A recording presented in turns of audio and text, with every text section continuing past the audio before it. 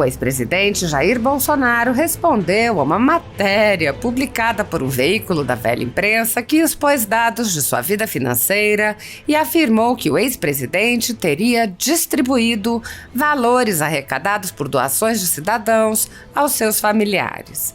O próprio jornal relata que os dados foram retirados do relatório do COAF enviado à CPMI do dia 8 de janeiro e que os dados do ex-presidente foram entregues à CPMI devido à quebra do sigilo de seu ex-ajudante de ordens, Coronel Mauro Cid. Bolsonaro respondeu: mais uma mentira desmascarada. Na edição de hoje, 6 de agosto, o jornal O Estado de São Paulo diz que distribuía entre 1º de janeiro e 4 de julho parte do arrecadado via Pix à própria família, R$ 148,3 mil. A campanha espontânea do Pix iniciou-se em 23 de junho. Logo, toda a matéria perde a sua credibilidade pelo simples confronto de datas. Tudo que eu paguei ou transferi até 23 de junho nada tem a ver com o arrecadado via Pix. Vamos agora ajudar o Estadão sobre os valores suspeitos das movimentações a mim atribuídas desde o início do ano. R$ 56.073,10 pagos à primeira-dama, para despesas diversas dela, das 2 filhas e da casa. Recebo 2 aposentadorias e salário do PL. R$ 14.268,04.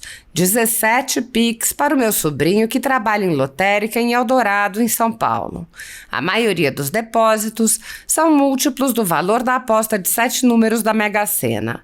Por 2 vezes fiz a quadra nos últimos meses, daí na contabilidade os valores não múltiplos.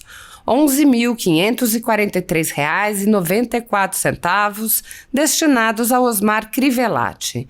Esse senhor não é parente meu. Ele é um dos meus assessores desde 1º de janeiro, lotado na cota de ex-presidente. O mesmo, por vezes, honra despesas minhas e eu o reembolso via Pix. Pouco depois de responder, Bolsonaro publicou imagens do momento em que, ao sair de um restaurante com familiares, foi aclamado pelos cidadãos presentes no local aos gritos de mito.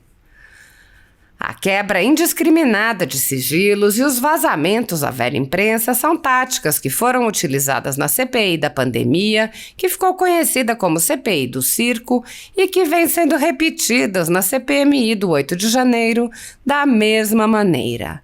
Quebras de sigilo são aprovadas em bloco, sem qualquer análise da fundamentação, no que é conhecido como Fishing Expedition, e os vazamentos de dados sigilosos não resultam em qualquer sanção aos parlamentares envolvidos. A CPMI, assim, se presta a fornecer elementos para perseguições políticas em que dados da vida de cidadãos são expostos de forma inescrupulosa com o fim de destruir reputações.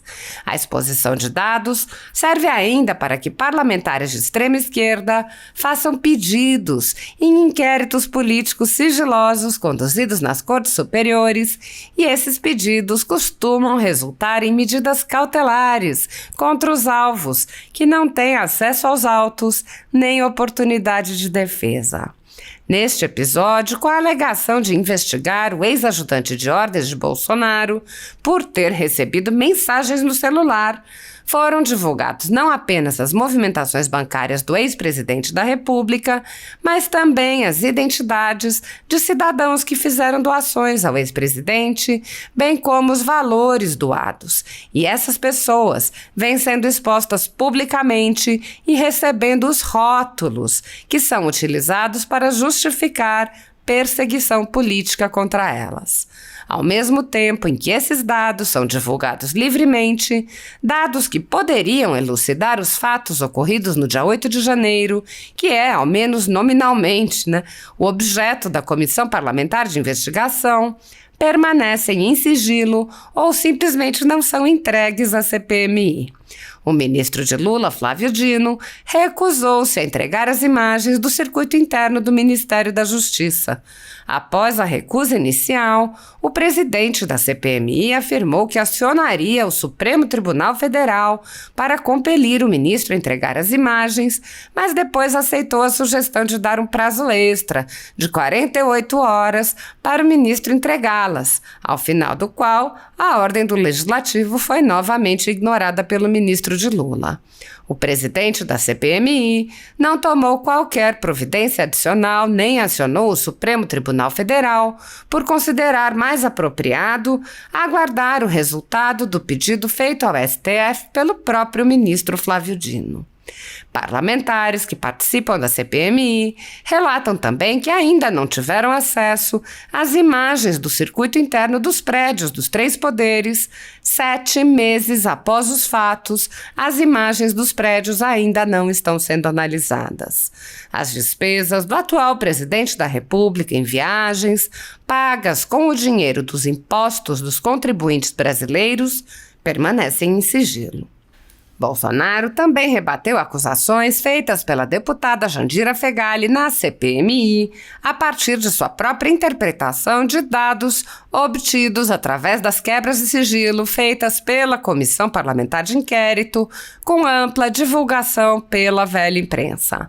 Bolsonaro disse: há poucos dias fui caluniado por uma deputada do PCdoB na CPMI como tendo recebido diamantes para financiar atos antidemocráticos. Só no Brasil, uma comunista muito bem nutrida, que nunca passou fome na vida, fala em defender a democracia.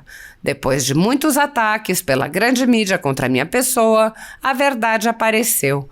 A própria Folha de São Paulo identificou o advogado, morador de Teófilo Otoni, em Minas Gerais, como doador das pedras que não eram diamantes.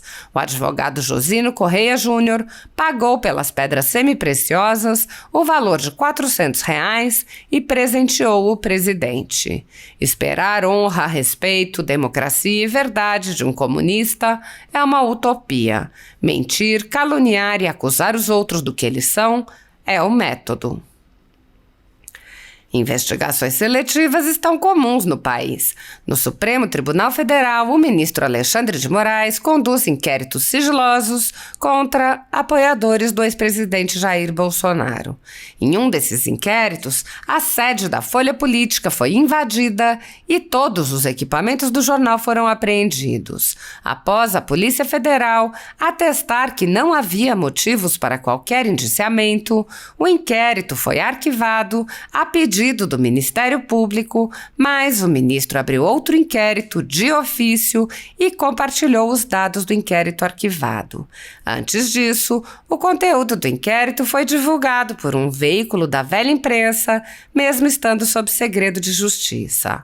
Atualmente, a renda do jornal está sendo confiscada a mando do ministro Luiz Felipe Salomão, ex-corregedor do Tribunal Superior Eleitoral, em atitude que foi elogiada pelos ministros Luiz Roberto Barroso, Alexandre de Moraes e Edson Fachin.